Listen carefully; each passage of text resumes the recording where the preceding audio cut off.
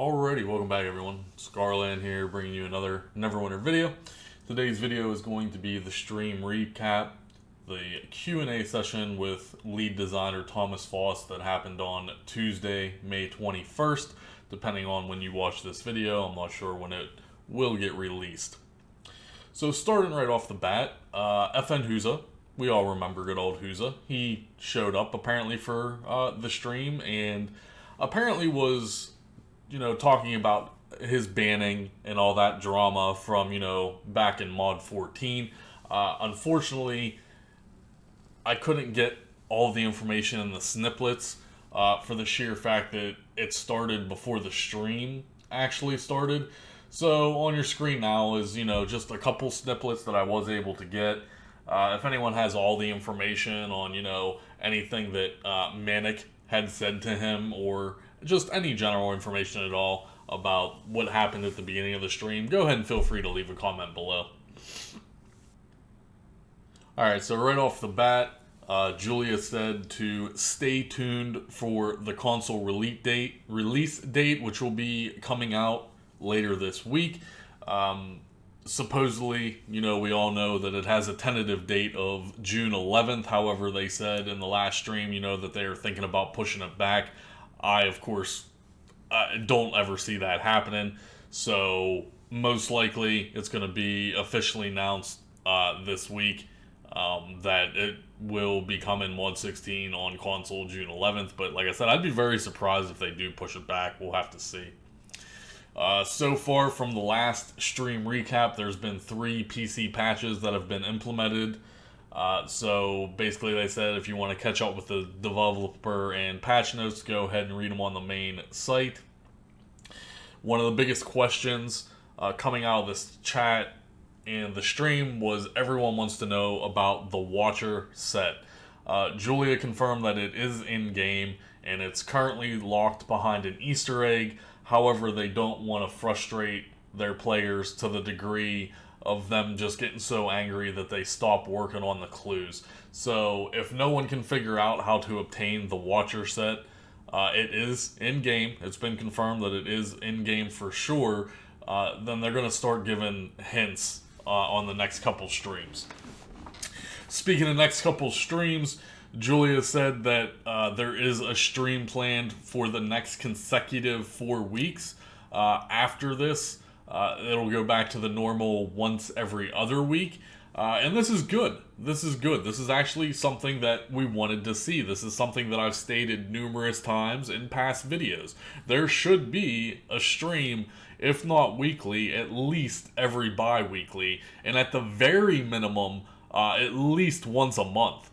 There should be multiple types of streams. There should be a community manager stream where it's just Julie talking to the community and wanting feedback from the community. There should be more continued streams with not only Thomas Foss, but other members of the team, etc., etc.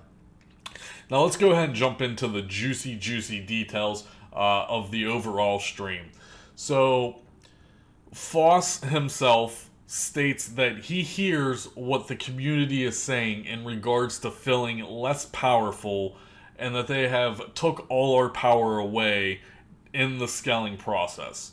So remember, that's one of the major concerns of the community is that we worked so hard. We put so much time, effort, money, determination, everything into our characters for the past, 4, 5, 6 years, right? You put all of this time in and or money into your character, and then here comes Mod 16 and it basically wipes that out.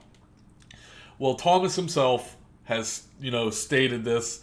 He realizes that he hears what the community is saying, and he has a list of implementations that are going to be coming. Now, of course, all these are subject to changes and or tweaks. They're currently being tested on the preview server internally and will be going public to the preview server for everyone to be testing. There's no exact ETA when these changes will go live, if some of them ever do go live. So we'll have to wait and see, and there might be even more changes coming down the line.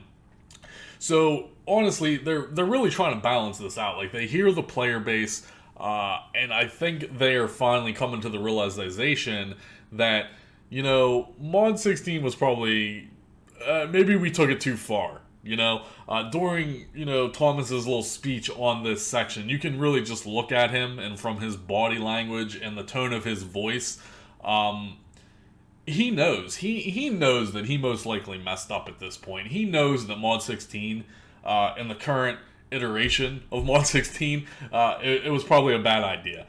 And I think he's really starting to realize that. I think their numbers are finally showing with just how many people have left the game over Mod 16. So the list goes as follows.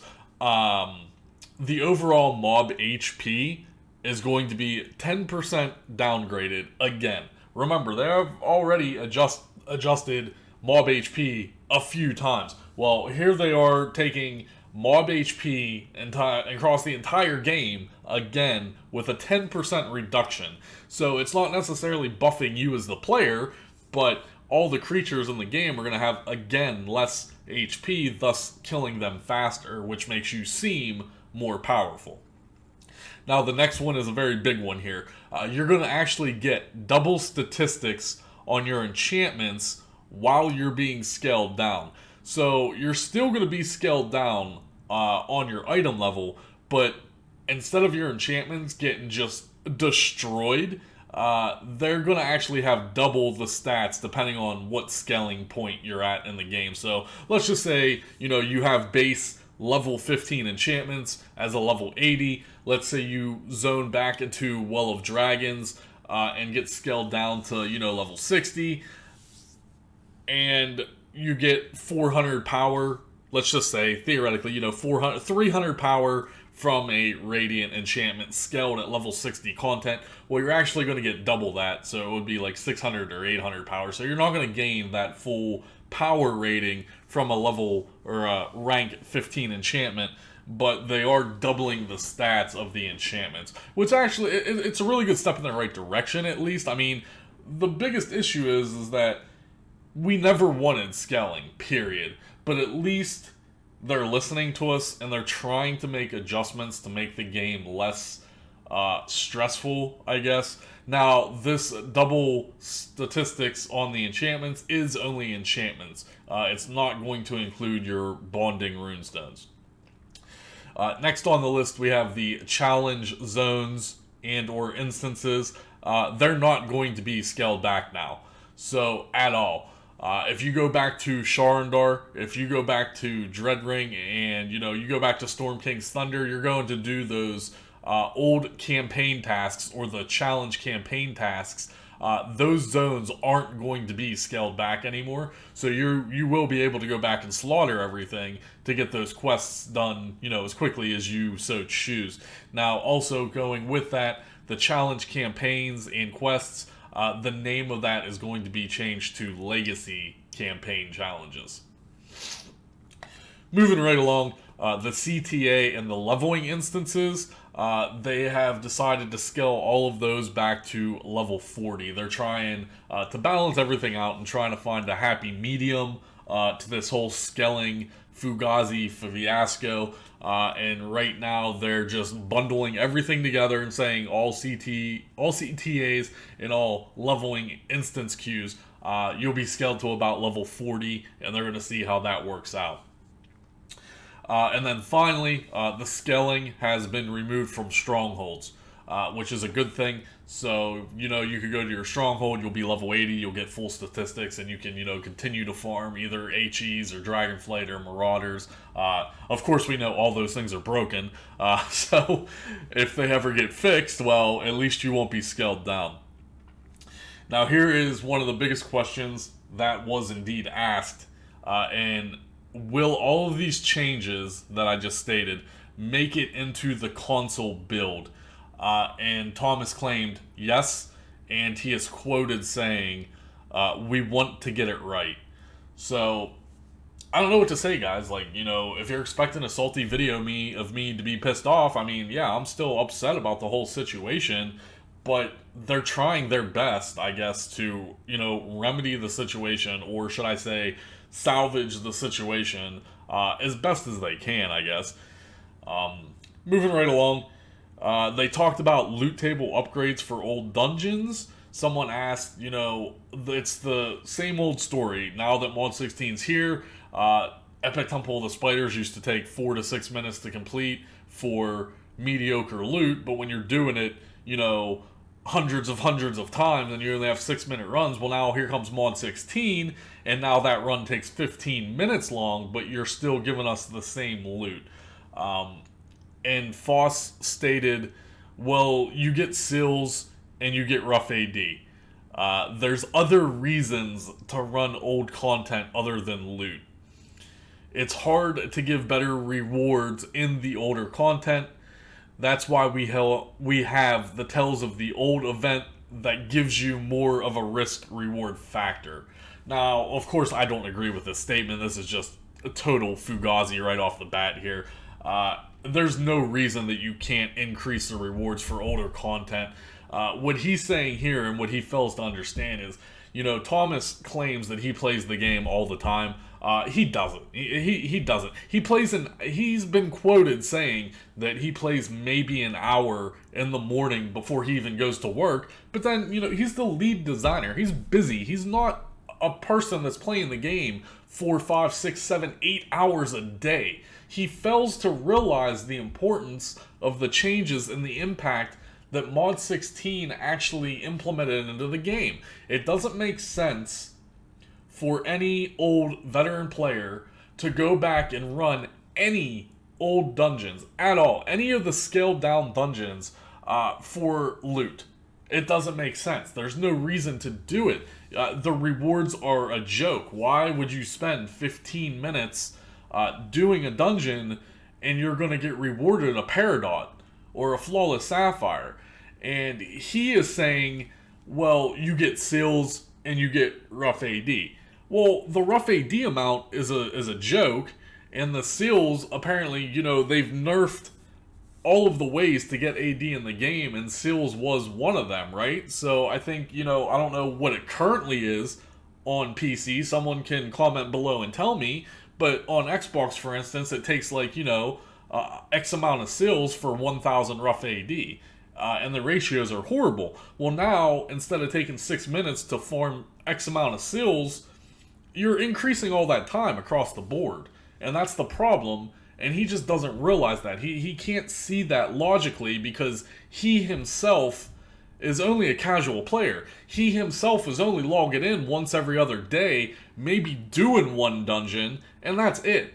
He's not a hardcore grinder. He's not like, some of the veteran players that we have that will go and run Epic Temple of the Spider, 50 times in a day, max out their rough AD, and even some for the next day, and then, be fine. So, I don't agree with his statement or his logical reasoning behind this.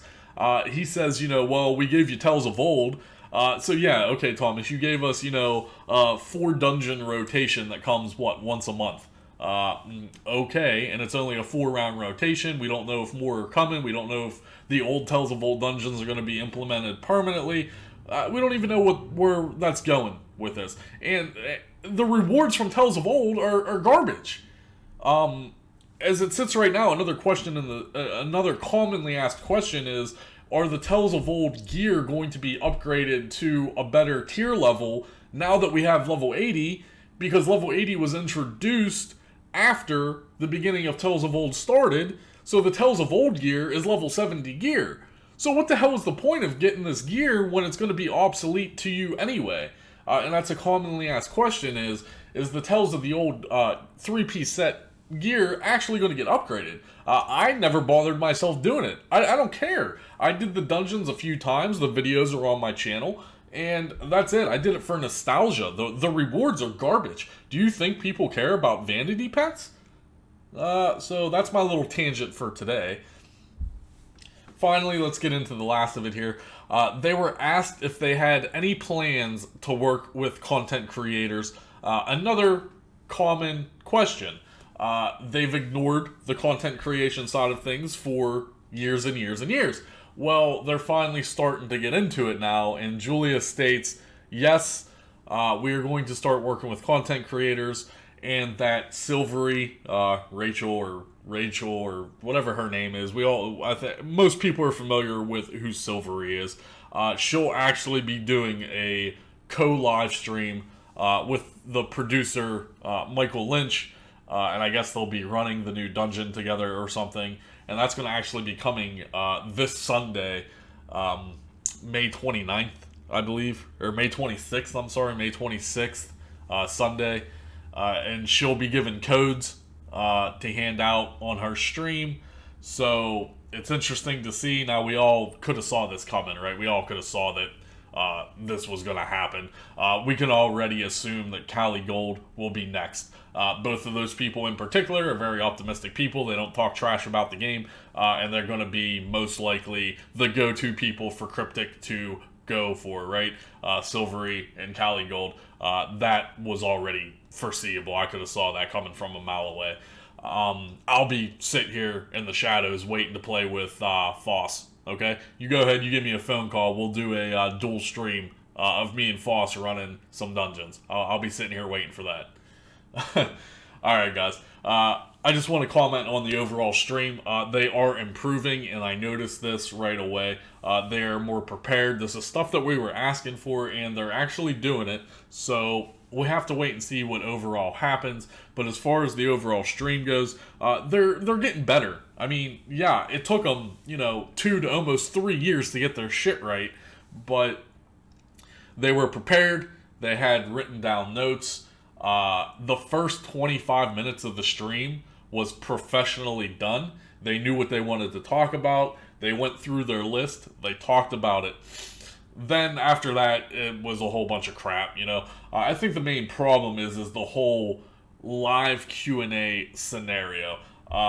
Just the chat can get so atrocious and so overburdened. I think what they need to do going forward is set up a post on the message boards every week, ask your questions on the message boards, they take the questions, and then they will answer them live. But taking live, active questions and trying to pull them from the chat, that's where the professionalism goes downhill. They usually lose their train of thought, they usually start rambling, and that's what happened. If they could just do an entire hour stream like they did for the first 25 minutes of this stream, that would be a huge push in the right direction, at least in my personal eyes. So that's going to wrap up the video, guys. If you did not watch the entire video, if you did not watch the entire VOD or the past stream, link will be, of course, in the description. Go ahead and leave me a comment below. That's all I have for you today. I know a lot of you want, the saltiness, but there really wasn't that much salt. Like I said, if you look at Thomas during the entire stream when he's talking, you look at his body language, you look into his eyes, you can see that I think he's coming to the realization of, yeah, I probably fucked up. So hopefully they can try to balance everything out, and going forward, maybe we'll have more good news. I'll see you guys in the next video. But I think we're good for today. But yeah, I just want to say thanks again. Thanks for the suggestions. Thanks for sticking with us. Thanks for the feedback. And a lot of these changes that we're making are really based on the community and the feedback that you guys have been giving us. So thanks for giving us that chance and working with this. I think that we've got some really cool things coming up for you in the future. Thanks, everybody. Bye. Cheers. Thanks a lot.